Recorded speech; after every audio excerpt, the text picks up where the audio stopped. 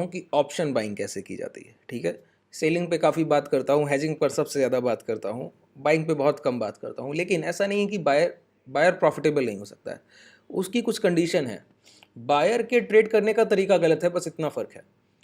Option buying मैं भी करता हूँ, लेकिन एक टाइम पे। देखिए, बायर हो या सेलर, आपके लिए टाइम बहुत महत्वपूर्ण है कि आप किस समय पर ऑप्शन बाइंग या सेलिंग कर रहे हैं। सेलर के लिए तो टाइम बहुत महत्वपूर्ण है, क्योंकि वो टाइम का ही अर्न करता है, टाइम का ही उसकी पूरी अर्निंग है।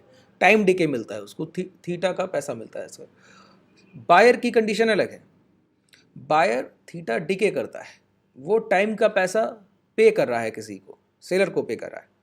ठीक है, अब समझिए कि ऑप्शन बायर कब रिटर्न कमाएगा वो समझ लीजिए। जब सेलर को कमाने के लिए कुछ ना बचे, तब ऑप्शन बायर का टाइम होता है। सेलर का सबसे बड़ा डर बायर का सबसे बड़ा अपॉर्चुनिटी।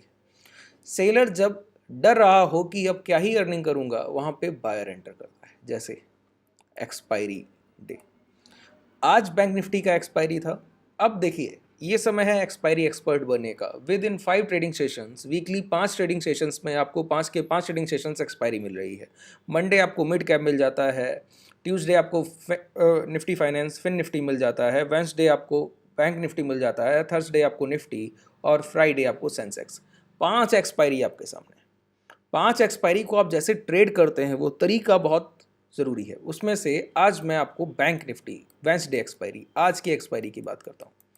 देखिए, जब किसी भी स्ट्राइक प्राइस के लगभग लगभग प्रीमियम खत्म हो चुके हों, तो वो बायर का टाइम है। मतलब एक्सपायरी को 2 बजे के बाद बायर का समय होता है।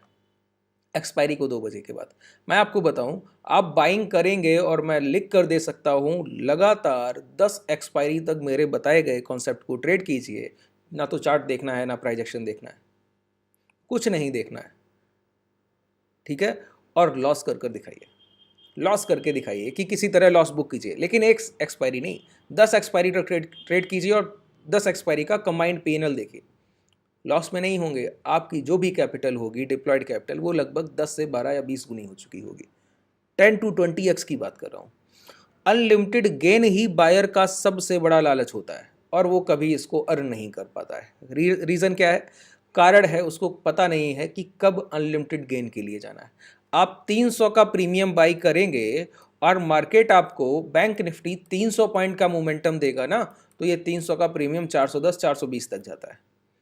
वहीं आप 10 पॉइंट का प्रीमियम एक्सपायरी को 2 बजे के बाद बाई कीजिए और मार्केट वन साइडेड 300 पॉइंट का मोमेंटम दे दे, तो ये 10 रुपए का प्रीमियम मैं आपको बताऊं 120 130 हो जाता है। 10 से 12 गुना हो रहा है। बात क्लियर हो रही? तो क्या करना होता है? Long straddle. हमेशा सेलर शॉर्ट स्ट्रेडल करता है, और बायर एक्सपायरी को अगर 2 बजे के बाद लॉन्ग स्ट्रेडल करे तो वो प्रॉफिटेबल होगा। लॉन्ग स्ट्रेडल क्या होता है? एक्सपायरी के दिन at the money strike price, ATM strike price को बाई कर लेना 2 बजे के बाद। और उनका प्रीमियम कितना होना चाहिए? देखिए, सी का प्रीमियम जब 20 रुपए के आसपास रह जाए, इसी तरह पुट का प्रीमियम भी जब 20 रुपए के आसपास रह जाए। कौन सा? एटीएम क्या होता है?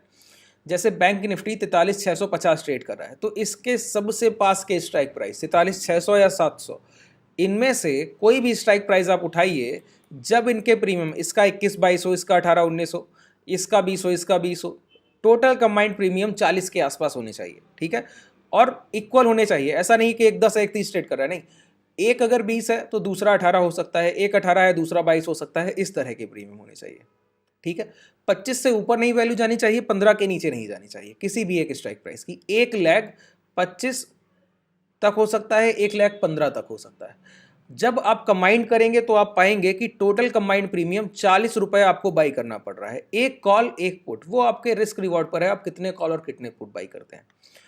जब आप इस तरह से 2 ऑप्शंस को बाई कर लेते हैं, जब प्रीमियम मेल्ट होता रहेगा, और एट द मनी 43,800 बाजार ट्रेड कर रहा है या 44,000 कर रहा है, तो 44,000 के पास के कॉल पुट जब 20-20 रुपए के आसपास आ जाएं, तो दोनों को बाई करके रख लेना है और बाई करके छोड़ देना है। अब आपका टोटल लॉस 40 रुपए हो सकता है, मैक्सिमम 40 रुपीज़, जो कि ना के बराबर पॉसिबिलिटी है, नहीं होगा, बहुत कम जाते हैं ये। और जिस डे आपके प्रॉफिट आएंगे, ये 40 रुपए का प्रीमियम आप 400 बेच कर चले आएंगे सर। और ये 400 प्रीमियम बहुत बड़ी 10x की बात कर रहा हूँ। देखिए होगा क्या, यहाँ पे आपके लिमिटेड लॉस रह गए।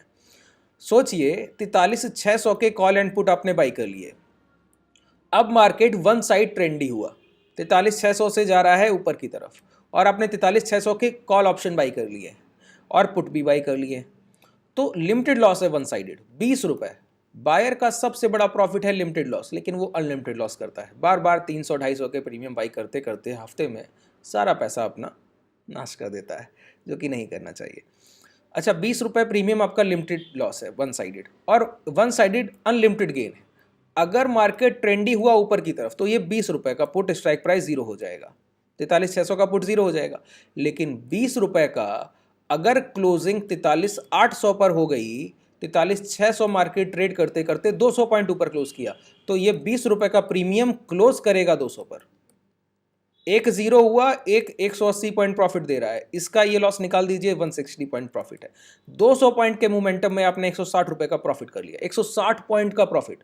आपने सिर्फ 40 रुपए की खरीदारी की थी और 160 पॉइंट के प्रॉफिट जनरेट कर दिए।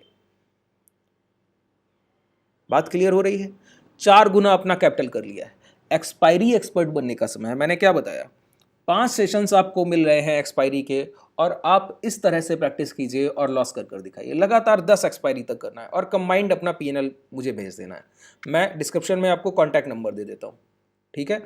कभी लॉस हो जाए तो बताइएगा। 10 एक्सपायरी लगातार कीजिए, एक एक्सपायरी हो सकता है, 2 एक्सपायरी हो सकता है, एक एक्सपायरी आएगा और आपको 10 एक्सपायरी के बराबर प्रॉफिट देकर चला जाएगा।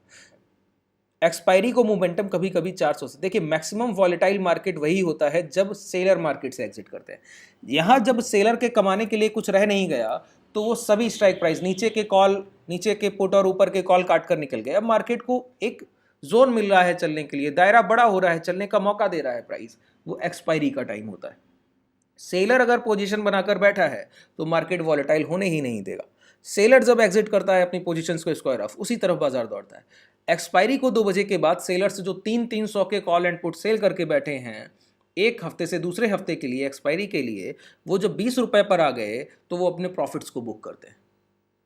जब वो प्रॉफिट्स को बुक कर रहे हैं तो बाजार को मौका मिल रहा है मोमेंटम का। उस मोमेंटम में हम लोग उस मोमेंटम को पकड़ लेते हैं। अब पता है 200-400 पॉइंट की वैल्यू कितनी बड़ी है, आपका 20 रुपए का प्रीमियम 200-400 का बिक जाएगा, ठीक है? कभी कभी 80 का, कभी कभी 100 का, लॉस की पॉसिबिलिटी बहुत कम। इस तरह से इस कॉन्सेप्ट पे लॉन्ग स्ट्रेडल सिर्फ ऑप्शन बायर एक्सपायरी डे को 2 बजे के बाद ही करता है, ध्यान रखिए। मिड कैप में कर सकते हैं, सेंसेक्स में कर सकते हैं, किसी में भी कर सकते हैं, वैल्यू अलग होगी। जैसे आप फिर निफ्टी कर रहे हैं तो 15-15 के कॉल पुट बाई कर सकते हैं, इसीलिए मैंने आज सिर्फ आपको बैंक निफ्टी का बताया, निफ्टी का बता दूंगा आगे। एक बार इसको ट्रेड करके देखिए, ठीक है? शुभ रात्रि, धन्यवाद।